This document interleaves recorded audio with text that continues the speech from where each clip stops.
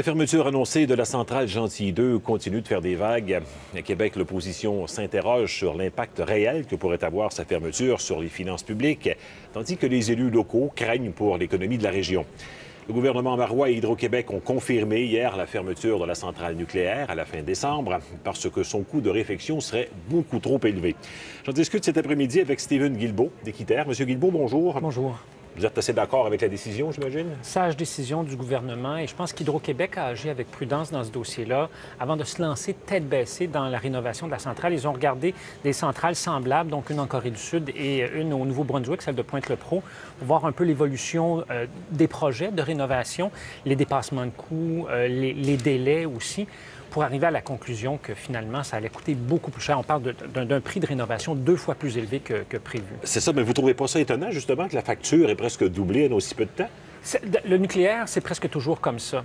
On se rappellera qu'au début, à la fin des années 90, quand on a commencé à parler de la rénovation de la centrale de Gentilly 2, on parlait d'un coût de 500 millions, 500 millions de dollars. Et là, progressivement, au cours des dernières 10-12 années, c'est monté à un peu plus de 1 milliard, puis ensuite un peu plus d'1 milliard. Puis là, on était rendu à 1,8. Alors, c'est pas surprenant. C'est classique dans le nucléaire que les coûts dépassent de 2 à 3 fois ce qui est prévu au départ, et les délais également. Ouais. Avez-vous été quand même surpris de voir qu'on avait invoqué hier que des critères économiques pour justifier la fermeture? Il n'y a pas été question du tout d'environnement. Bien, non, effectivement. Pas surpris dans la mesure où Hydro-Québec a toujours allégué que, c'était fait de façon sécuritaire, qu'on gérait les déchets de façon sécuritaire. Alors, si on s'était aventuré là-dessus, je pense que ça aurait été un peu un aveu d'échec de la part de la Société d'État. Donc, je suis pas surpris. Je suis surpris que les gens soient surpris, par contre. De la fermeture? Oui, parce que déjà l'an passé, sous le gouvernement libéral, en mars dernier, Thierry Vandal avait fait une sortie publique en disant, écoutez, là, c'est loin d'être certain qu'on va aller de l'avant avec les rénovations de Gentilly 2. Donc déjà, il y a plus d'1 an, le PDG de la Société d'État et le gouvernement de l'époque savaient qu'il y avait de très bonnes chances que la rénovation n'aille pas de l'avant. Mais en même temps, quand vous dites que vous êtes surpris de voir que les gens sont surpris, il y a sans doute des gens qui se disaient, produire de l'énergie à partir d'une centrale nucléaire comme celle-là, c'est quand même une forme d'énergie propre, non? Non. Ah non? Non. Ça on compare ça à d'autres formes d'énergie? Ça n'émet pas de gaz à effet de serre, mais l'extraction de l'uranium, c'est excessivement polluant et toxique. Il faut aller voir dans le nord de la Saskatchewan l'impact de ça. Les déchets radioactifs, ce sont des déchets qui vont rester radioactifs, certains pendant des milliers d'années, et on n'a toujours aucune solution pour le traitement de ces déchets-là à long terme. Alors présentement, ce qu'on fait, c'est une solution temporaire. On stocke ça dans la cour de la centrale. On n'a jamais encore démantelé Gentilly 1, qui a fonctionné à peu près 300 jours sur 5 ans. Alors, il y a un bilan écologique très important avec le nucléaire qu'on ne réalise pas toujours. Oui.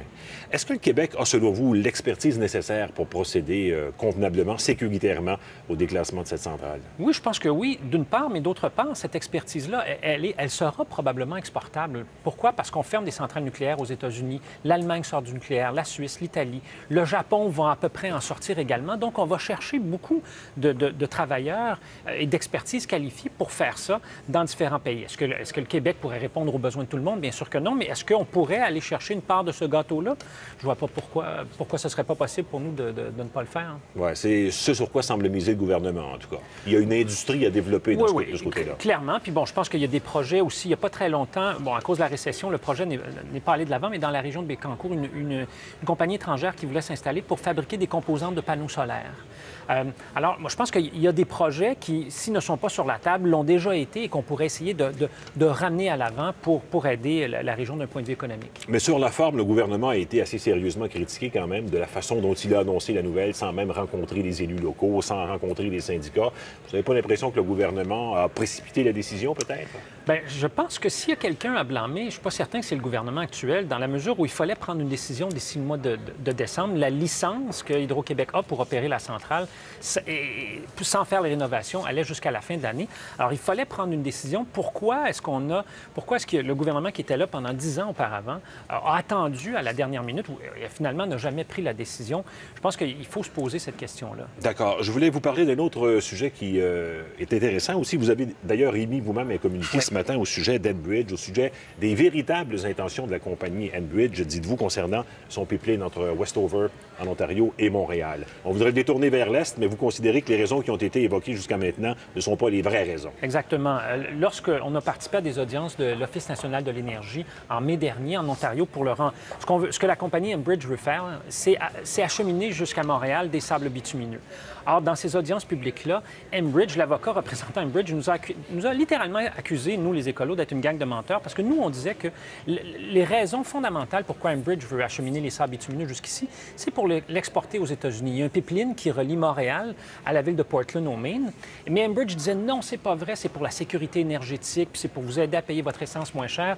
Or, nous avons appris à travers un groupe américain avec lequel nous collaborons, un groupe écologiste, qui a fait une demande d'accès à l'information, que le consulat canadien dans le nord-est des États-Unis fait pression sur les gouverneurs de la Nouvelle-Angleterre et leur dit le sable bitumineux s'en vient chez vous, fait des représentations avec la compagnie Exxon, avec le partenaire canado-américain pour ce bout de pipeline-là de la compagnie Enbridge. Mais est-ce qu'il ne serait pas possible de faire les deux en même temps, d'approvisionner l'Est du pays et le nord-est des États-Unis? Bien, oui, mais ça serait des quantités, dans un cas comme dans l'autre, négligeables. Le pipeline qu'on veut utiliser, ce n'est pas un pipeline qui peut transporter beaucoup de pétrole. Il faut comprendre que c'est un des plus vieux pipelines dans la région. Et transporter des sables bitumineux, c'est très corrosif. Hein. Ça a beaucoup d'impact sur les pipelines. La compagnie Enbridge a en moyenne, au cours des 10 dernières années, une fuite de pétrole par semaine. Ce ne sont pas toutes des fuites très importantes, mais elle est responsable de que le pétrole circule dans un sens ou dans l'autre, le risque est le même. Non, parce que les pipelines, les pipelines ne sont pas les mêmes. Les pipelines qu'on utilise ont été conçus pour transporter ou rénovés pour transporter des sables bitumineux, ce qui n'est pas le cas du pipeline qu'on veut utiliser présentement, qui transporte du pétrole léger. D'accord. Très grosse différence. Merci, c'est intéressant comme explication. Merci beaucoup. Au revoir, M. Guilbeault. Au revoir.